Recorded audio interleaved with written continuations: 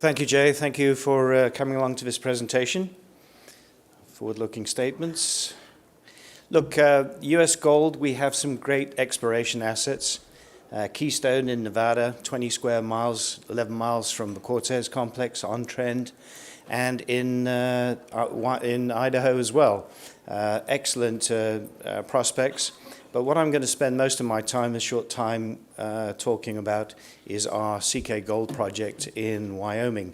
CK is Copper King, and we call it CK Gold because 60% of our revenue comes from gold. So what a great time to have a permitted copper gold project in the good old US of A. So we have a great team. My background, 40 years in mining, 16 years with Barrick, Goldstrike, did Pirina, Valadero. So we can tap into a lot of talent to actually go and build this mine. Robert Schaefer, explorationist, and so on. We've got adequate group here for financing and taking this forward.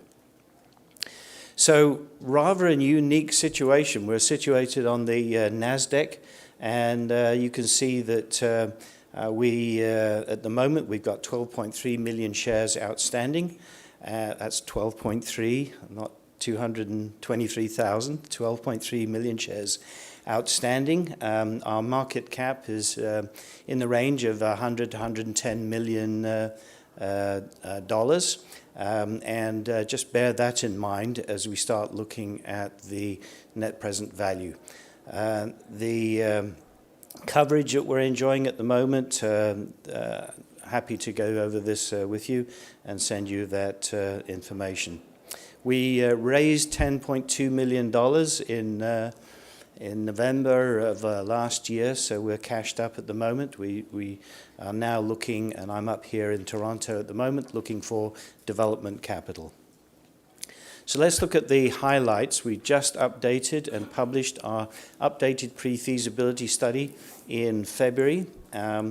Look, when I say pre-feasibility study, we've gone a long way down the road to feasibility. We're just holding back on finalizing that. We should have a feasibility study confirming these numbers sort of mid-year, and we can move forward with financing and be breaking ground toward the end of the year. But on the basis of our base case at $2,100 gold and $4.10 copper, you can see our pre-tax NPV at just shy of $460 million post-tax, $356 million compared to our capitalization at the moment of $100 million. So there's a lot of opportunity there.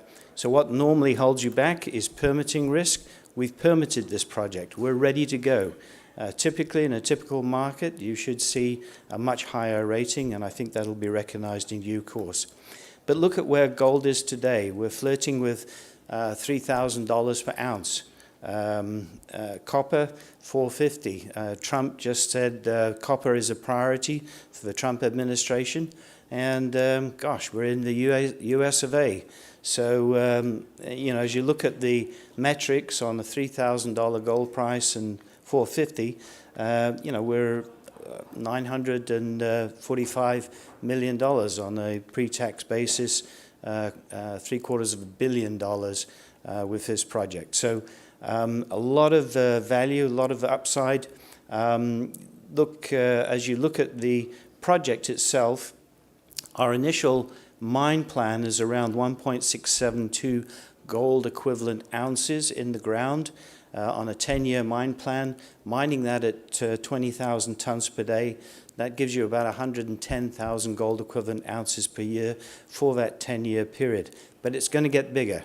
You can see the AISC at $937, initial capital, and that's largely to build a concentrator, $277 million. So the challenge ahead is to raise the capital for development. We have off-takers who would gladly finance the whole package. We're looking for the optimum way of financing this project at the moment. So, what makes it where it is, and what makes some of the things that are idiosyncratic about this project? Location, location, location. It's just like real estate. If you're in the right spot, the things work well for you. We're 20 miles to the west of Cheyenne. Cheyenne is in the southeast corner of Wyoming. People can go home at night. We don't need a man camp. We've got power close by. Black Hills Energy is our power provider. They'll give us power at 7.9 cents per kilowatt hour and build the line for us and amortize that over the life of the mine. If you go to Denver, an hour and a half later, you can be on site. So we're surrounded by OEMs. We don't have to build a lot of warehousing for critical spares, well represented in the area. We situated on state and private ground. So what we did was we pivoted towards development in 2020. We did 2 years of baseline information. We prepared our permit application. 2 years later, we have a fully permitted mine ready to go. And that is awesome in the context of North America, where permitting takes so much longer. Wyoming is a resource state. We will pay the state 2.1% NSR royalty on the concentrate we produce. So the mine, dead simple. I believe in the KISS principle. Keep it simple, sweetheart. Open pit mine, 0.9 to 1 strip ratio, waste to ore ratio. So we've got a very low strip ratio, very short hauls. We've got a refinery just down the road, Sinclair Refinery.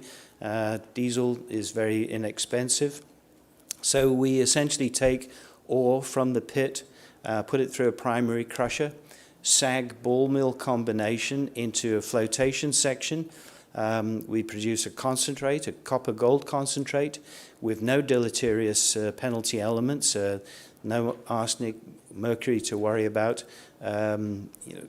The concentrates are in very high demand at the moment. Water is a big issue in the western U.S., so we actually do a dry stack tailings. We squeeze the water out and recycle it to be responsible with that precious resource. Stack the tailings and then cap the tailings with some of our waste. And you'll note that there's a couple of waste rock facilities. I'm going to come to that in a moment. But essentially, this is just the engineering drawings of how it looks. Now, I mentioned that it's going to get bigger. So the blue is our reserve pit, and it's projected above topography, and the surrounding pit below is the resource pit.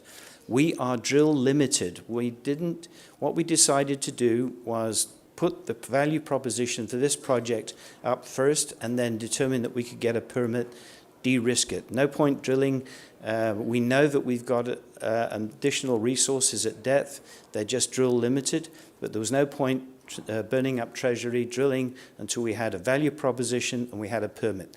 We have the value proposition. You've seen it. It's a great project, and we've permitted it. So the de-risking is done.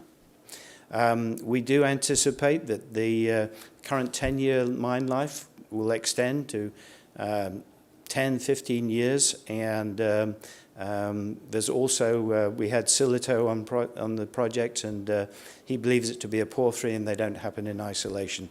So we've got upside potential. So a simple operation, truck, shovel, simple processing plant, concentrator, lots of interest in our concentrate. Simple logistics, it's a win-win for the state, and we're also got the opportunity, because of our location, to be able to take our waste rock, which is not factored into our numbers, to Cheyenne, 20 miles away, or to the Colorado Front Range. Remember, Denver is only 100 miles away, so our waste rock could also be a valuable commodity. We have tested that waste rock. It makes excellent aggregate for our own construction. It makes excellent rail ballast, a much higher spec, and that is a great opportunity which as yet is unrealized in our numbers.